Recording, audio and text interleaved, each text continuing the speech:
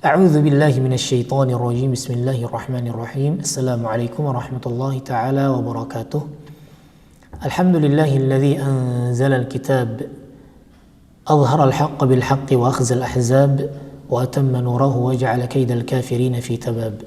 Ashhadu an la ilaha illallah wahdahu la syarika lah al-malikul wahhab wa ashhadu anna sayyidana Muhammadan 'abduhu wa rasuluh al-mustaghfirut tawwab. Salawatullahi wa salamuhu alaihi wa ala alihi wa sahabatihi wa man tabi'ahum bi ihsanin ila yaumil hisab.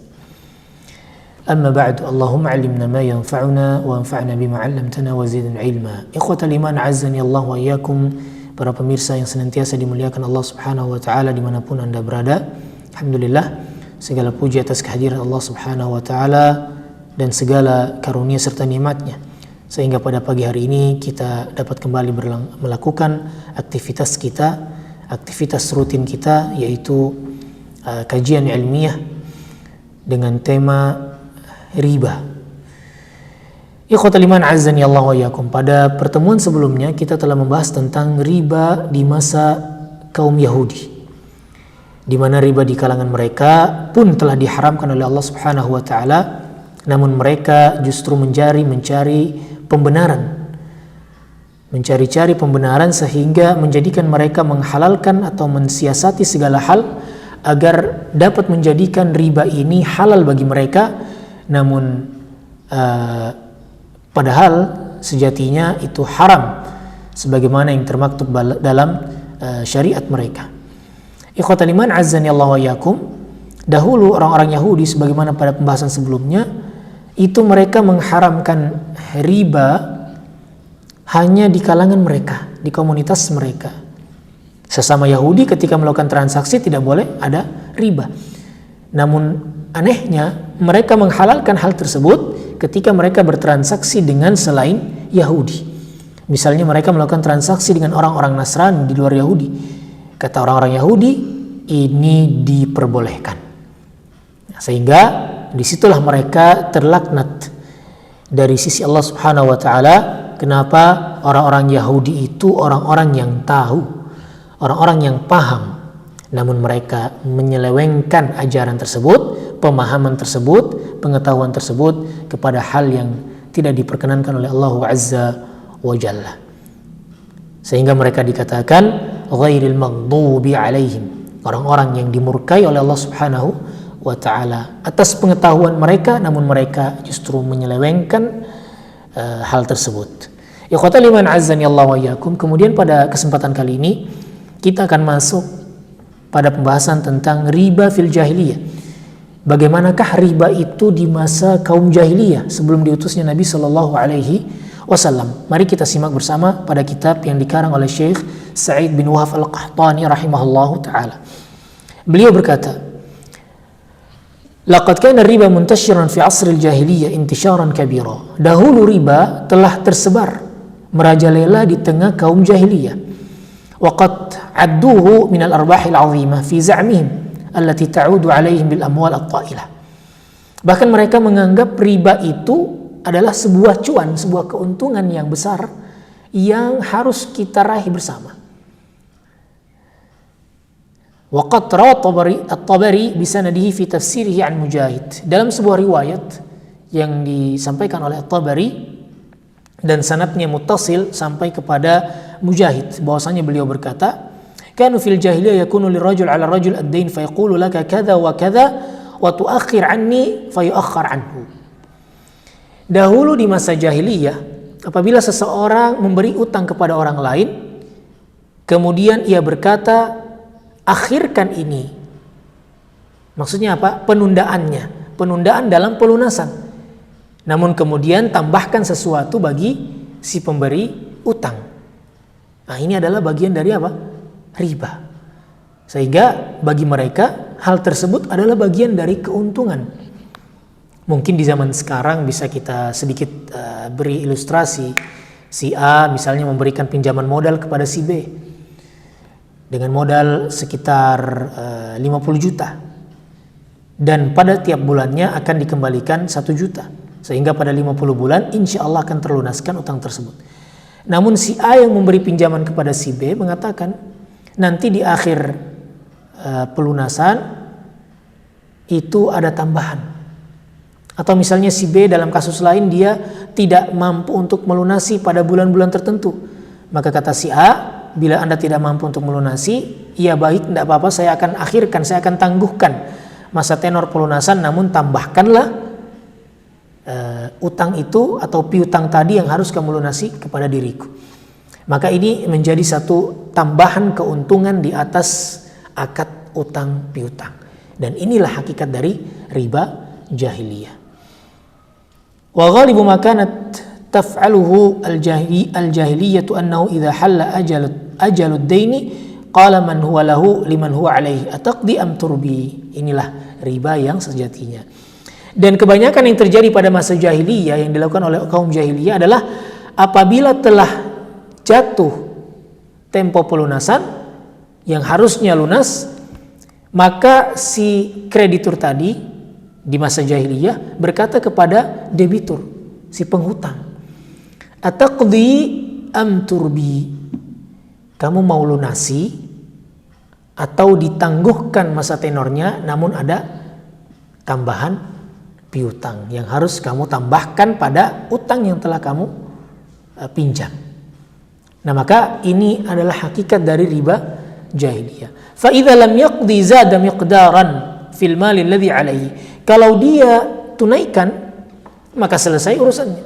Namun bila ia tidak tunaikan ketika jatuh masa tempo, kemudian ia berkata tambahkan. Nah, ini adalah bagian dari riba jahiliyah. Sehingga ketika ia mau tambahkan maka akan bertambah pula atau ditangguhkan pula yang namanya masa pelunasan. Waqad kana riba fil jahiliyah fit tad'if aidha. Dan juga pada masa jahiliyah ada karakter riba yang kedua, yaitu tad'if. Apa ini tad'if? Yaitu riba fadl. Wa fis sin kadzalik. Kemudian fa idza kana lirajuli fadl dainin ala akhar fa innahu ya'tihi idza halal ajal fa yaqulu lahu taqdini au tuziduni. Nah, ini serupa dengan kasus yang tadi, yaitu apabila telah jatuh masa tempo pelunasan, maka orang yang memberi pinjaman utang mengatakan lunaskan utangmu atau aku minta tambah dari utang tersebut. Fa in kana 'indahu syai' yaqdihi qadah wa illa hawwalahu ila as-sinni allati fawqa sinnihi min tilkal an'am. Apabila ia telah melunasinya maka itu selesai urusannya. Namun apabila tidak maka ia akan tambahkan hewan ternak. Jadi ini utangnya utang hewan. Pinjaman barang berarti. Seharusnya pinjaman barang itu kan ketika kita pinjam barangnya, maka kembalinya dengan barang yang senilai. Namun ini tidak. Apabila engkau tidak bisa mengembalikannya di waktu masa tenor, maka saya akan minta tambahan dari barang tersebut. Nah, maka ini pun tidak diperkenankan. Juga begitu pun seterusnya pada kasus-kasus hewan ternak yang terjadi di masa silam dari kalangan kaum jahiliyah. Wa fil athman ya'ti fa in lam yakun 'indahu at'afahu fil 'amil qabil. Begitu pula pada kasus athaman, yaitu nilai emas maupun perak. Apabila tidak bisa dilunasi pada masa tempo yang telah ditentukan, maka kata si pemberi utang emas atau utang perak akan berkata tambahkan nilainya. Nah, maka ini adalah bagian dari riba jahiliyah, dan ini yang dikutuk oleh Allah Subhanahu wa taala dalam sebuah ayat, ya ayyuhalladzina amanu la ta'kulu riba adha'afan mudha'afah. Wahai orang-orang yang beriman, janganlah engkau memakan riba dengan apa? Adha'afan mudha'afah, berlipat-lipat. Nah, ini berlipat-lipat seperti inilah yang menjadi kebiasaan kaum jahiliyah di masa itu, sehingga yang kaya bertambah kaya, yang miskin bertambah melarat. فالربا في الجاهلية كان يعد كما ذكرت آنفا من الأرباح التي يحصل عليها رب المال ولا يهمه ضرر أخيه الإنسان سواء ربح أم خسر أصابه الفقر. Masya Allah. Jadi riba jahiliyah ini dahulu adalah dianggap bagi kultur orang jahiliyah itu sebagai keuntungan bagi pemodal. Sehingga ia tidak peduli lagi apakah saudaranya itu untung atau tidak. Atau justru dia tambah melarat. Siapa si debitur yang minjam uang. Al-muhim annahu yahsul 'ala al-mal at-ta'il. Yang terpenting bagi dirinya ia mendapatkan keuntungan yang instan.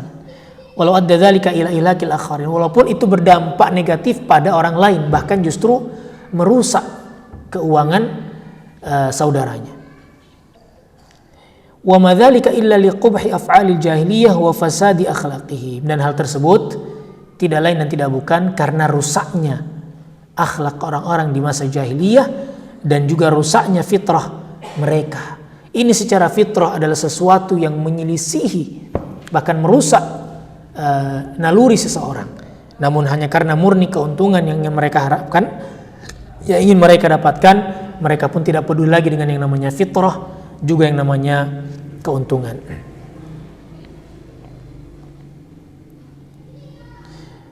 Falladhi yanbaghi likulli muslimin, dan yang seharusnya dilakukan oleh setiap muslim, an yutabbiq ahkam Allah, yaitu menerapkan hukum-hukum Allah. Jangan sampai ia terjerumus, hilang nalurinya, hilang fitrahnya, hilang akhlak mulianya, sehingga ia tidak peduli lagi apakah ia merugikan saudaranya sesama muslim. Yang penting dengan tujuan apa? Keuntungan. Nah, ini banyak atau sebagian terjadi di tengah masyarakat kita. Dia tidak peduli lagi apa itu riba, apa itu kerugian bagi orang lain, namun yang penting keuntungan murni bagi dirinya. Ketika ia meminjamkan kepada saudaranya berupa modal pinjaman yang harus dilunaskan pada masa tempo tertentu, kemudian saudaranya tidak dapat melunasi, seharusnya dalam syariat kita mudahkanlah saudara kita tadi. Sanadhiratun ila maisar, maka tangguhkanlah lagi. Namun orang-orang yang rusak hatinya, yang rusak fitrahnya, yang ingin menyelisih syariat Allah Subhanahu wa taala, kata mereka tidak. Saya harus tangguhkan namun dengan syarat adanya tambahan nilai bagiku. Wallahu taala alam bisawab. Ini mungkin sekiranya bisa kami sampaikan ikhwatal iman. Kemudian beliau menutup pada paragraf terakhir, innahu qad 'ada ila ma kanat 'alaihi al-jahiliyah lula qabla nuzulil Qur'an bal qabla mab'atsin nabi sallallahu alaihi wasallam Muhammad. Wa sayatil bahthu fi hadha qariban bi'aunillahi ta'ala. Dan hal ini banyak terjadi sekarang di sekitar kita, kata beliau, yang serupa dengan transaksi yang dilakukan oleh kaum jahiliyah.